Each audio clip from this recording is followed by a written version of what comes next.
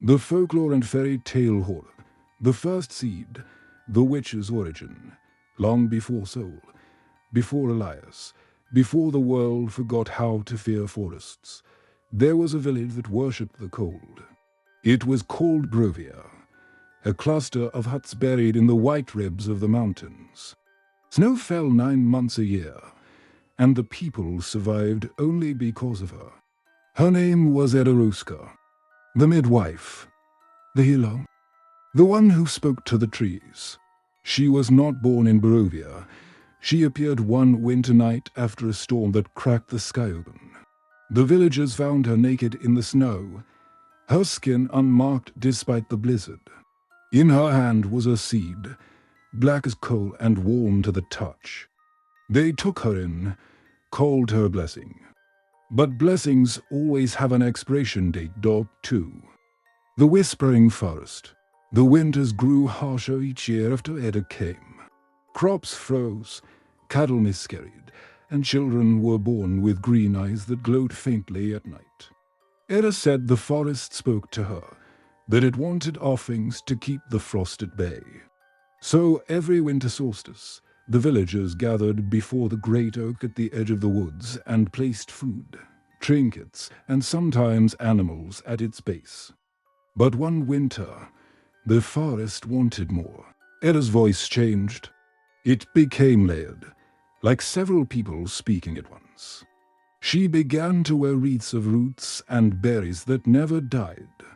And that winter, she demanded a child. The seed is hungry, she told them softly, and hunger is how life begins, they refused. That night, the snow turned red. 3. The night of roots, the screams started at dusk. Villagers rushed outside to find their homes being swallowed by vines bursting through the frozen soil. The oak at the forest's edge had moved, its roots spreading across the snow like serpents. From its hollow came Edda, her body no longer her own, her skin cracked and veined with green light, eyes pure white. "You called me witch," she said, her voice echoing through the storm. "But I am your harvest."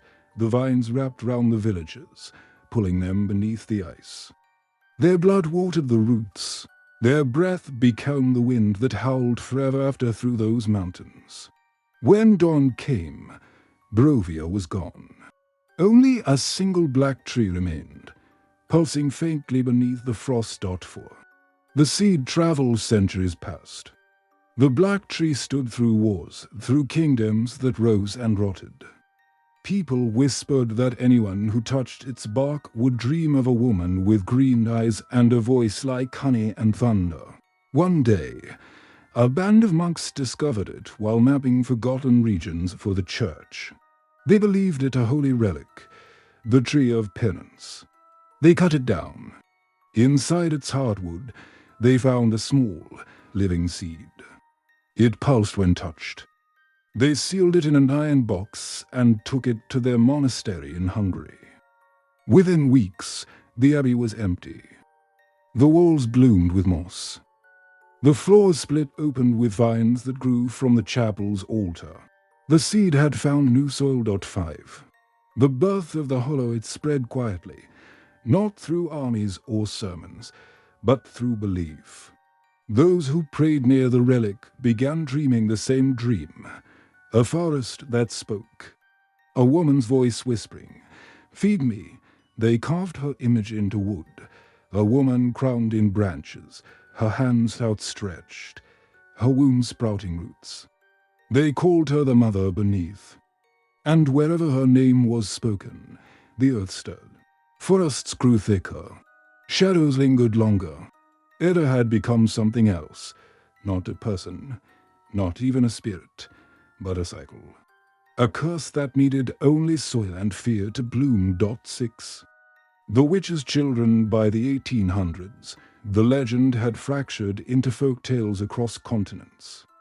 In Japan, she was Midori no Onna, the green woman who lured men into forests to become trees. In Serbia, she was Mika Shenki, the mother of shadows. In Iceland, she was Huldra, the hidden woman who watched from the moss. Every story had a seed, a forest, and a woman who never died. But the truth was simpler. She never needed to, because her essence lived on in bloodlines. Women who dreamed of the forest, men who spoke to trees, children born with roots instead of umbilical cords. They were called cursed, burned, buried. But fire only spread her further.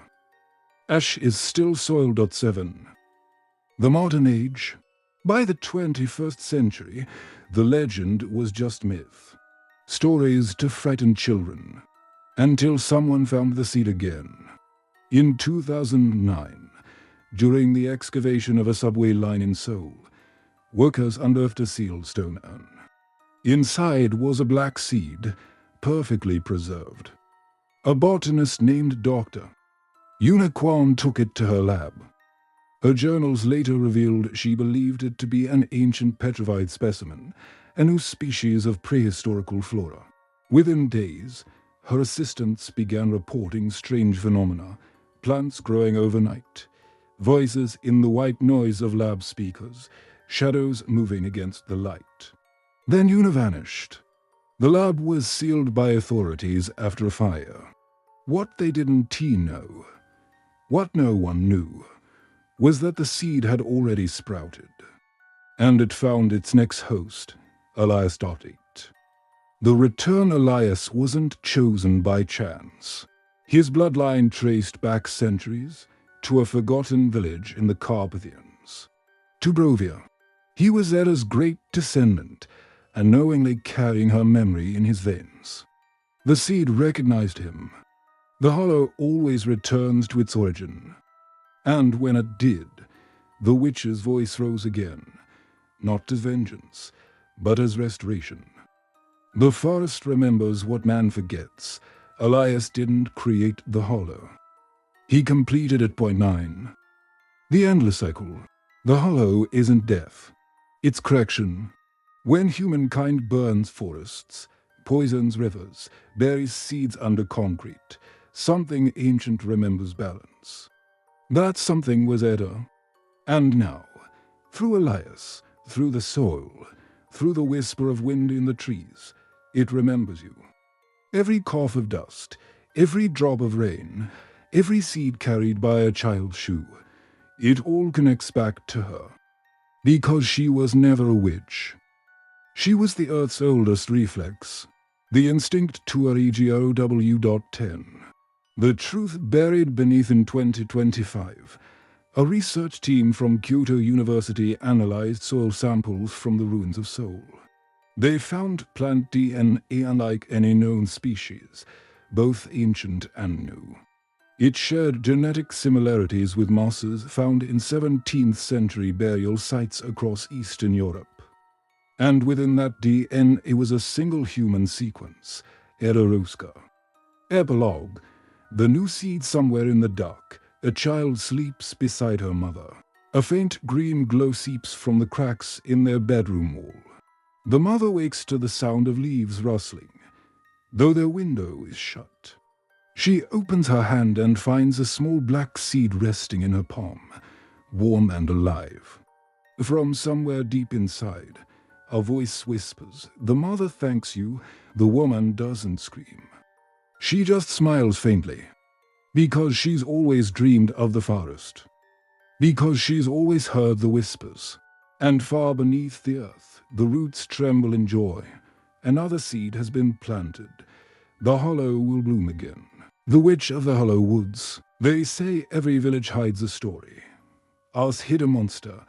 I grew up in Briar Hollow, the forgotten pocket of countryside buried under mist and pine trees. The air always smelled like wet earth and something sweetly rotten. My grandmother told me stories of spirits that lived among the woods, creatures who borrowed human faces, witches who whispered promises in your sleep. I never believed her, until I found the well. It was deep in the forest, surrounded by stones black with age. The year round it was unnaturally still. No birds. No wind. Just the quiet pulse of dread that crawled up your neck when you stood too close. There was something carved into the stones, names. Dozens of them. Some old and faded, some freshly scratched. And at the bottom of the well, if you listened long enough, you could hear something breathing. Grandmother used to warn me, never look into the hollow's mouth after sunset. That's when she looks back. I thought she meant a ghost story. But then children started. Disappearing. The disappearances began with Mara, the miller's daughter. She was 10, bright. Always singing to herself. One evening, she went to fetch water from the forest stream and never returned. Her bucket was found beside the old well. The villagers searched for 3 days. Nothing. No footprints. No body. Just her red ribbon tied to the well's edge. Then, a week later, the blacksmith's son vanished. Then another. Each time, the parents would find something left behind. A toy, a shoe, a single lock of hair, laid neatly by the well. Some said wolves.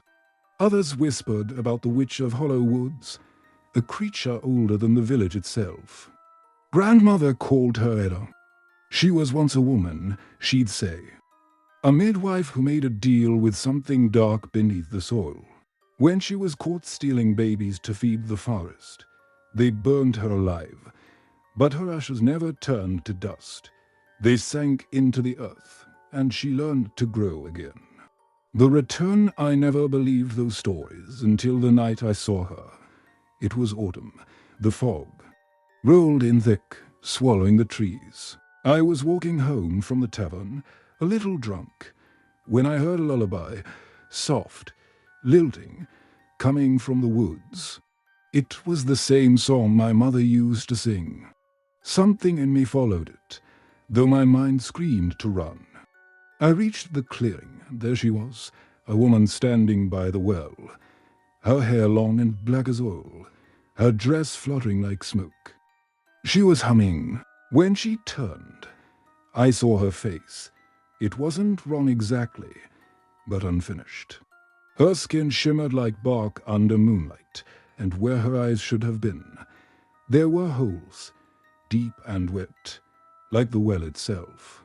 I couldn't move. She whispered my name. My name. I stumbled back and fled. But even as I ran, her voice followed me, calm, kind, almost motherly. You've seen me now, child. The hollow remembers. The legend grows in the days that followed. The dreams began. I'd wake up gasping, drenched in sweat, hearing the sound of water dripping near my bed. Once, I found muddy footprints leading from my window to the edge of my blanket. No one believed me, but grandmother did. She told me the well was a doorway, a bridge between the living and the buried. Ella didn't just steal children, she grew them, twisted them into something new, something that belonged to the forest.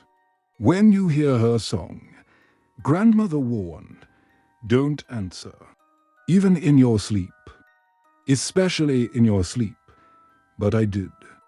One night, half dreaming, I whispered back. I don't remember the words, only that I woke with dirt under my nails and moss tangled in my hair. And outside my window, muddy prints, smaller than before, like a child's. The final night it's been years since the disappearances stopped. I'm grown now, living far from Briar Hollow. But sometimes, when the wind blows from the east, I still hear the lullaby. Last week, a letter arrived. No return address. Inside was a red ribbon, and on the back of the envelope, written in water stains, were words I've never told anyone. You've seen me now. The hollow remembers. I haven't slept since. They say fairy tales are warnings, metaphors to scare children into obedience.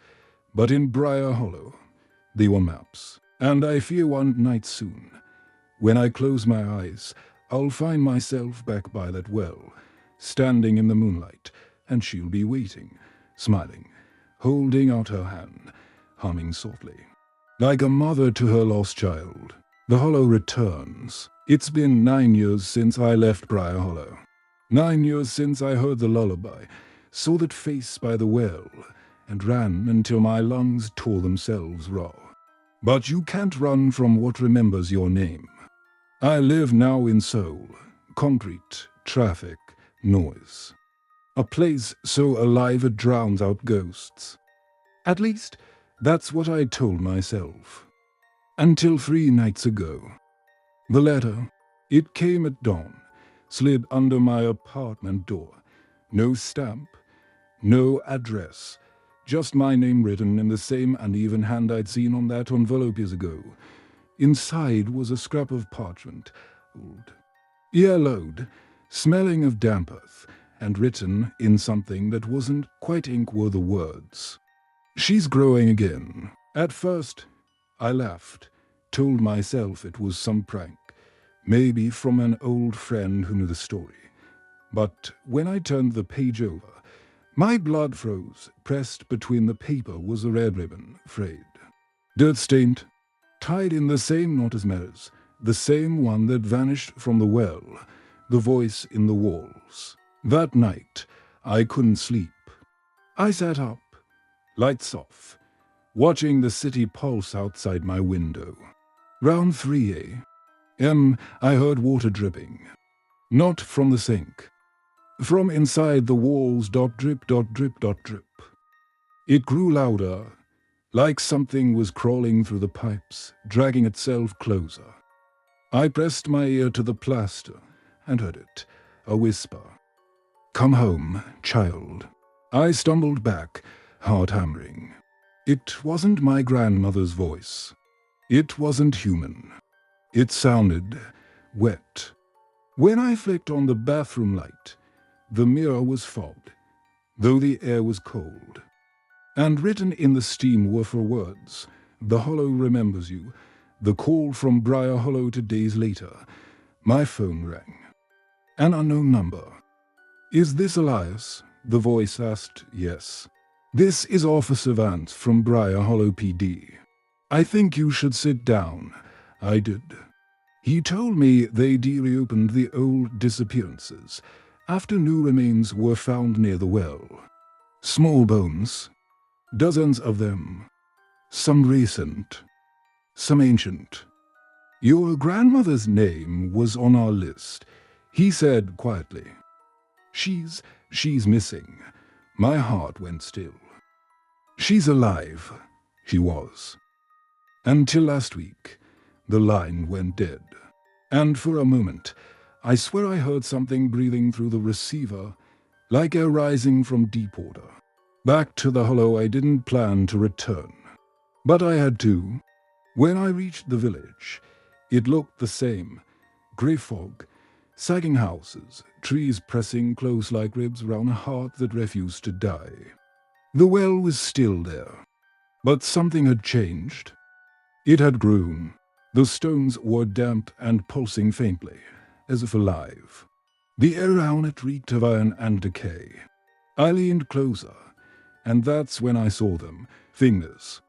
Pale, small fingers reaching up from the darkness, clawing at the rim. I stumbled back. Then a voice, low, female, broken, floated from below. She said you would come. I knew that voice. "Grandmother." The witch's garden. I don't remember jumping in. Just the impact, the rush of freezing mud, and the darkness swallowing me whole. When I opened my eyes, I wasn't in a well. I was in a forest. Roots twisted round me, forming walls of flesh and bark. The air glowed faintly, pulsing like veins. Everywhere I looked, I saw faces, trapped inside the roots, mouths open in silent screams. And there, kneeling before me, was my grandmother. Her eyes were black, her skin pale as ash. She smiled when she saw me. "Elias, you came home." I wanted to run, but she held out her hand. She chose you long ago. My boy, she only takes those who remember. The hollow keeps its promises. And from behind her, something rose, tall, thin, its limbs bending wrong, its face smooth like clay until it started to form mine. You left a part of yourself here, the creature whispered. Voice echoing from all directions. Now it's time to take back what's yours, becoming the hollow. The ground opened beneath me, roots wrapping round my legs, pulling me down. I screamed, clawed, begged, but the forest didn't care.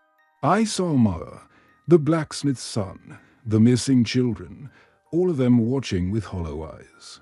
Not dead, not alive, just grown into her. The witch, Edda, smiled through my grandmother's face. Fairy tales are not lessons. They're seeds. And you, Elias, have always been fertile ground. Then she touched my chest, and I felt something burst inside me. Cold, ancient, alive. I don't remember the rest. The return to soul. It's been 3 weeks since I woke up. Back in my apartment. Clothes clean. No mud. No bruises. Except there's soil under my fingernails. And sometimes, when I breathe too hard, I smell pine and blood. My plants, the ones I've never been able to keep alive, are suddenly growing. Fast, vines creeping across the walls, curling toward my bed. And every night, just before I fall asleep, I hear her lullaby, soft, sweet, patient. Sleep now, my child, you've come home. Sometimes I dream of a forest with faces in the roots, and one of them, the newest, looks exactly like me. The witch's seed. I used to think nightmares ended when you woke up. But now, I've learned, the worst ones begin after. It's been 41 days since I came back from Briar Hollow. Since the soil beneath my nails. Since I started hearing things grow. The first bloom, it began small. The houseplant on my window. A dying spider plant I'd been too lazy to water. Suddenly stood upright. Green, fresh, vibrant. I thought maybe I'd forgotten watering it. But by morning, the vine had stretched across my windowsill and into the cracks of the wall. By nightfall, it had wrapped itself around the light switch, pulsing faintly with each flicker of the bulb. The same rhythm I'd heard in the forest, like a heartbeat, thump, thump. When I tried to cut it back with scissors, a thick red sap bled out. It smelled of rust and wet leaves. I threw the scissors down. My hands were trembling. Then I heard it, a voice, faint, like a child whispering from inside the walls. Don't hurt her. She's only hungry. The therapist by the second week. The whispers had multiplied. Everywhere I went, something followed. When I shuddered, it giggled behind the curtain. When I closed my eyes, I saw faces pressing against the inside of my eyelids. I started seeing a therapist, Dr. Cho, calm, soft-spoken, clinical. She said trauma could make the brain fill in gaps. That what I'd seen in Briar Hollow, the forest, the witch, my grandmother, might have been symbolic hallucinations. But when I showed her the vine growing through my apartment wall, the color drained from her face. Elias, she whispered, this isn't plant life. She touched it. It pulsed beneath her palm. And then she screamed. Her veins turned black for a moment, just one flashing second, before the color returned. She ripped her hand away, panting. You need to leave that apartment. Right now, I did, but it didn't matter, because whatever was growing, it wasn't in the apartment anymore. It was in me. The hunger inside it started with small things. I'd wake up with dirt beneath my fingernails again, mud in the sheets, the scent of moss clinging to my skin. Then came the hunger, not for food, for earth, for decay. I caught myself standing on the balcony one night, hands gripping the railing, staring at the soil in the flower pots like it was a feast. And before I realized it, I was kneeling, fingers digging into the dirt, shoving it into my mouth. It didn't taste wrong. It tasted familiar. When I looked up, I saw my reflection in the window, and behind me, something was standing. A shape, tall, thin, a woman of roots and shadows. "You're blooming beautifully," she whispered, and then she was gone. The autopsy video, I stopped going to work. I couldn't risk people seeing what was happening to me. But one night, I couldn't help myself. I searched Briar Hollow again. That's when I found it. A leaked video. A coroner's report, unlisted, removed hours later. It showed remains, supposedly found near the well. Not bones, not bodies, roots, intertwined with human tissue. When they pulled one apart, something glimmered inside the mass, a tooth. Then a child's ribcage. One of the doctors said something that froze me. They aren't decomposing. They're growing, and when the camera panned closer, I saw the root surface. Carved faintly into the bark were hundreds of tiny words, names. At the bottom, half obscured, I could still make mine out. Elias von, the growth the next morning. I woke to find my skin wasn't smooth anymore.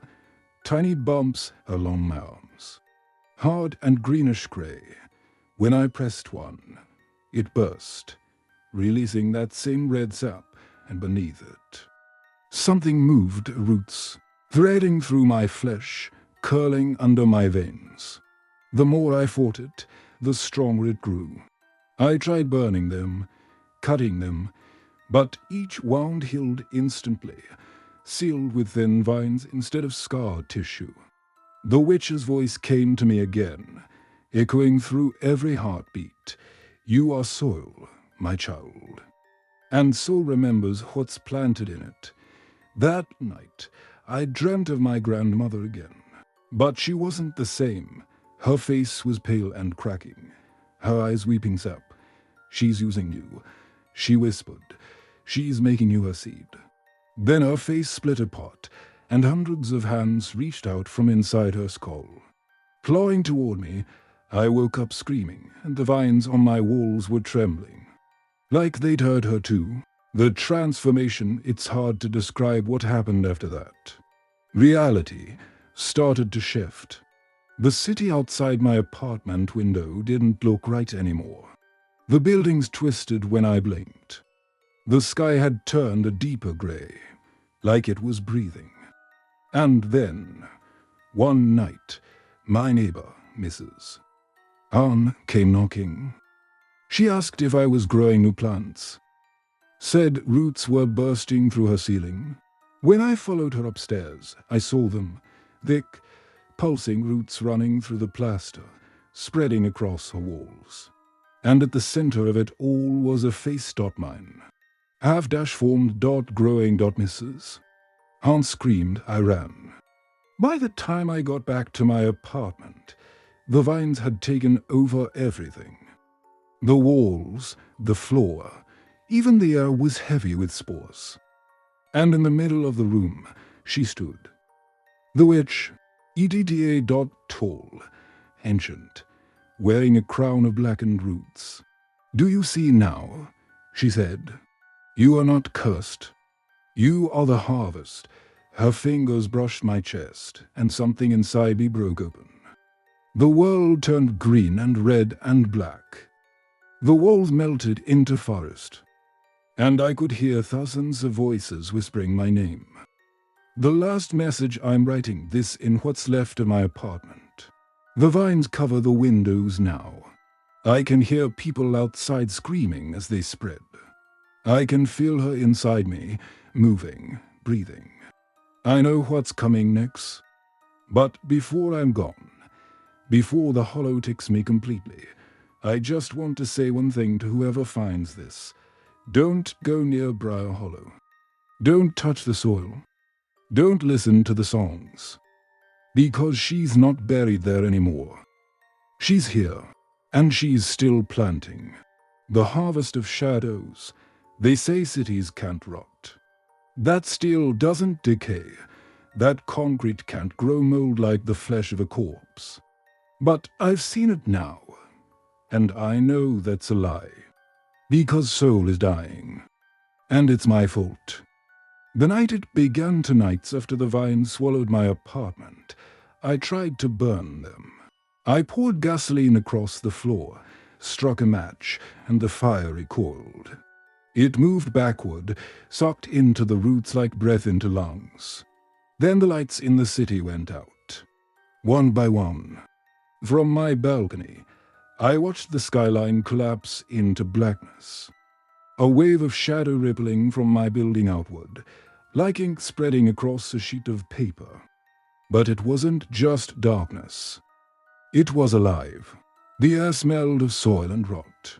The sound of wind was replaced by the sound of breathing.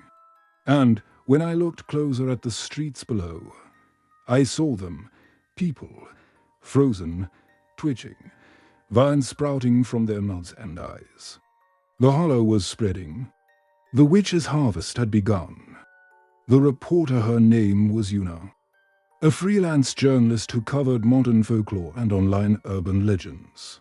She found me 2 days later, hiding in an underground parking lot, wrapped in a jacket that smelled of gasoline and fear. "I've been following your case," she said. "You're Elias Vaughn, right? The one who came back from Briar Hollow." Her voice was steady, but her eyes kept darting toward the ceiling. The vines were already creeping through the cracks. "You shouldn't be here," I whispered. "I think I have to be," she said. "People are disappearing, and it's centered around you." She showed me a tablet filled with footage, satellite images, thermal maps. Everywhere I'd gone since I'd come back. The park, the subway, my apartment. There were strange readings, heat spikes, electromagnetic pulses, organic growth beneath the streets, like something was rooting itself through the city's veins. And at the center of it all was a glowing red shape that pulsed like a heart, right where my apartment had been. The children that night, we stayed in an old subway station, Line 2, abandoned after flooding years ago. It was quiet, except for the soft dripping of water echoing through the tunnels. Round midnight, I woke to whispering. Not Una's, children's. I followed the sound through the dark, flashlight trembling in my hand. And there, at the end of the tunnel, I saw them. Dozens of children, barefoot, pale, standing in the ankle-deep water. Their eyes glowed faintly green. "Mara," I whispered. She stepped forward. Older, taller, but still with that same red ribbon tied on her wrist. "We told you not to leave," she said. "She was waiting for you." I tried to move, but my legs were heavy, like the water itself was solidifying. The children began to hum. A lullaby, the same one from the hollow. And with each note, the walls pulsed, bleeding red light through the cracks. Una grabbed my arm and pulled me back. When I looked again, the children were gone. But the lullaby lingered. The witch's mark, we reached the surface again before dawn. Soul was unrecognizable. Vines wrapped round buildings like veins. Trees grew through asphalt. Street lights flickered with bioluminescent glow instead of electricity. And in the air, hush. Or spores. Una wiped her eyes, coughing. Elias, it's like the whole city's becoming her, I finished. Then I felt it, a heat spreading across my chest. I lifted my shirt and saw roots pushing through my skin, carving out shapes, words, In that same crooked writing from letters, the seed is ready. I fell to my knees, gasping. The roots inside me pulsed, throbbing with every beat of my heart. Una screamed, but not out of fear. Out of awe. Elias, your blood, it's changing color. It wasn't red anymore. It was dark green sap. The broadcast. We found a small studio the next day. One of those indie podcast setups in Hyundai. It still had power, faint but enough to run a signal. Una insisted on broadcasting live. If we can't stop it, we can at least tell people what's happening. She pointed the camera at me. Her voice trembled as she spoke. If you're hearing this, if anyone's out there, soul is infected. The roots are alive. The air, don't breathe the air. The plants they're feeding on us. She turned to me. Tell them, Elias. Tell them where it started. I did. About the well. About Briar Hollow. About Edda. The witch. The seed. The forest. When I finished. The lights flickered and something laughed through the speakers. It wasn't human. The monitors glowed red. Lines of static forming words across the screen. The harvest is complete. Then the feed cut. The city awakens, we ran. Outside, the city was silent, eerily so. No traffic, no sirens, no wind. And then, all at once, every light in Seoul turned on. Windows glowed with red light. Buildings trembled. The vines had merged with the power grid, feeding electricity into themselves. And from the heart of the city, a tower of roots burst through the streets, spiraling into the sky like a grotesque tree made of steel and flesh. Una stared, horrified. It's her, she whispered. She's coming through, from the top of that monstrous tree. A figure began to form. Not solid, shifting, fluid, like smoke made of soil and bone. My children, it said. You've made me real again. The witch.edda. Her voice was everywhere, vibrating in the air, rippling through the ground. And as her shadow fell across the city, I felt my heart synchronize with hers. Every pulse of her being was mirrored in my veins. She was inside me. The sacrifice Una turned to me, eyes wet. She's using you as a conduit. If we can destroy the seed inside you, she dies, I finished. I looked at the vines round us, the pulsing roots. The buildings turned into living husks. She'll destroy the world if we don't stop her, Una nodded. Then handed me a lighter and a can of fuel.